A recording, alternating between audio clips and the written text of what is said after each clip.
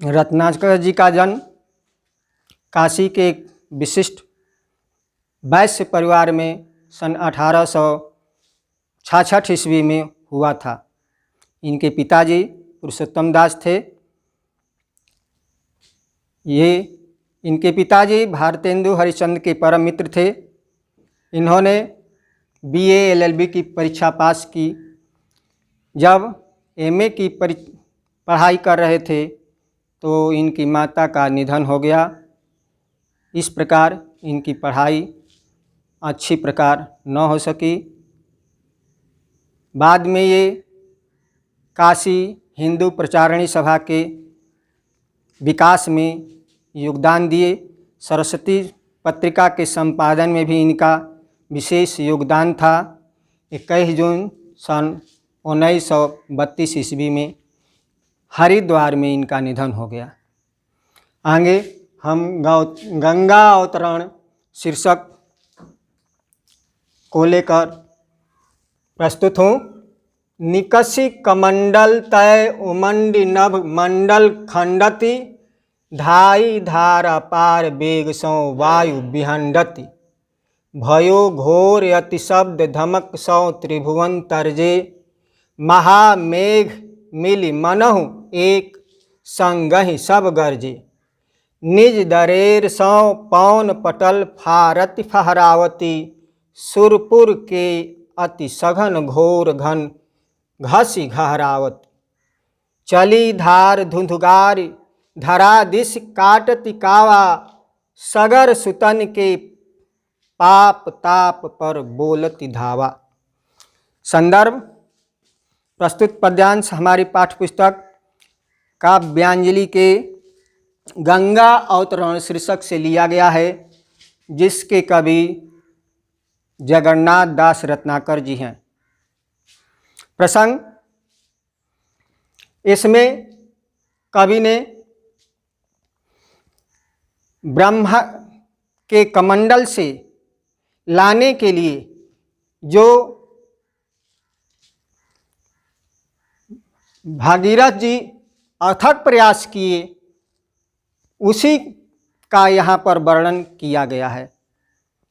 व्याख्या, निकषि कमंडल तय, ब्रह्मा के कमंडल से निकलते ही उमंडी, उमंग के साथ, बड़े ही उमंग के साथ नभ मंडल खंडति, नभ माने आकाश, आकाश के मंडल को खंडित करती हुई गंगा जी आगे बढ़ी।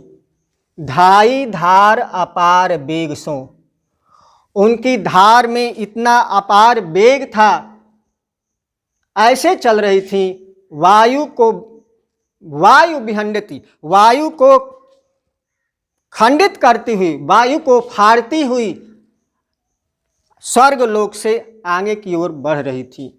भयो घोर अति शब्द धमक, धमक मान आने की, धमक सौ त्रिभुवन तरजे, उनके आने से पूरे तीनों लोक में भयानक शब्द सुनाई दिया और सभी लोग भयभीत हो गए। महामेघ मिली मनहु एक संग ही सब तरजे, ऐसे मालूम पड़ रहा था जैसे आकाश में अनेकों मेघ, अनेक बादल एक साथ सब मिल करके संगहि सब गरजे, एक साथ मिलकर गर्जना कर रहे हों। निज दरेर सो पौन पटल, उनके धक्का से गंगा जी जब स्वर्गलोक से आगे आ रही थी तो उनके दरेर से, उनके धक्का से पौन पटल, पौन माने हवा, हवा रूपी पटल माने पर्दा, हवा रूपी पर्दा को फाड़ती हुई फहराती हुई आगे की ओर बढ़ी। सुरपुर के अति सघन घोर, देवलोक में के अत्यंत सघन यानी घने, घोर, घन माने बादल होता है, सघन बादलों को में धंसती हुई आगे की ओर बढ़ रही थी। चली धार धुंधकारी, और गर्जना करते हुए गंगा जी चली आ रही थी। धरा दिश काटति कावा, पृथ्वी की तरफ जब वह आ रही थी तो पृथ्वी की दिशाओं को काटती हुई, चक्कर काटती हुई धरती की तरफ आ रही थी। सगर सुतन के पाप ताप, ताप माने संताप होता है। सगर के पुत्रों के पाप को और ताप को दूर करने के लिए, संताप को हरने के लिए धावा बोलती हुई गंगा जी आगे बढ़ रही थी। यदि आप इस चैनल पर पहली बार आए हैं तो सबसे पहले सब्सक्राइब कीजिए और अच्छा लगे तो लाइक कीजिए, इसके बाद शेयर कीजिए। काव्य सौंदर्य भाषा ब्रज भाषा है, रस वीर रस और छंद रोला। रोला में 24 मात्रा होती है, 11 और 13 पर यति होता है।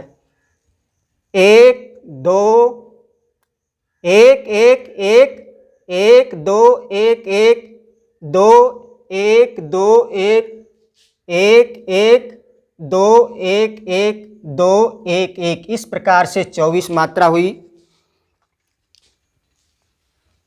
धन्यवाद।